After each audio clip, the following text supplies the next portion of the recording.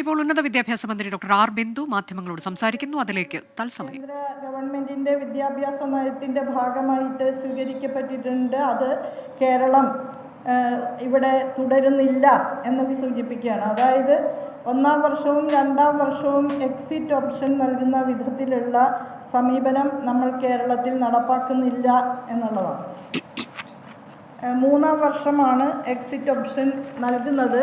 നിലവിലുള്ള ബിരുദ പഠനത്തിൽ എന്ന പോലെ 3 വർഷം കൊണ്ട് 133 ക്രെഡിറ്റ് ആർജിച്ചാൽ ബിരുദം നേടി പഠിതാവിന് കോളേജിൽ നിന്ന് പോകാവുന്നതാണ്.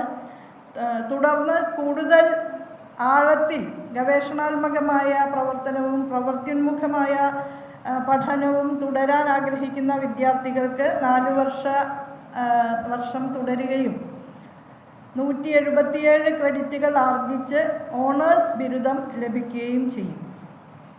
4 വർഷ ബിരുദ പരിപാടിയിലെ സാമൂഹിക കാഴ്ചപ്പാടുകളിലെ ഏറ്റവും പ്രധാനപ്പെട്ട മാനങ്ങളിലൊന്നാണ് അവർക്ക് സമഗ്രമായിട്ടുള്ള കാഴ്ചപ്പാട് ഉണ്ടാകണമെന്നുള്ളത്.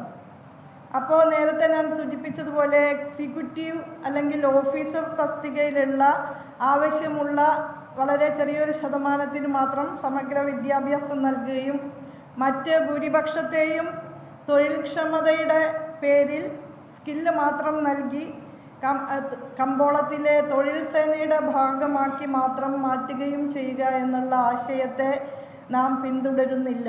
അതുകൊണ്ടുകൂടിയാണ് 4 വർഷ ബിരുദ കോഴ്സ് ജൂലൈ 1 തുടങ്ങും. മന്ത്രി ഡോക്ടർ ആർ ബിന്ദുവാണ് മാധ്യമങ്ങളോട് സംസാരിച്ചത്.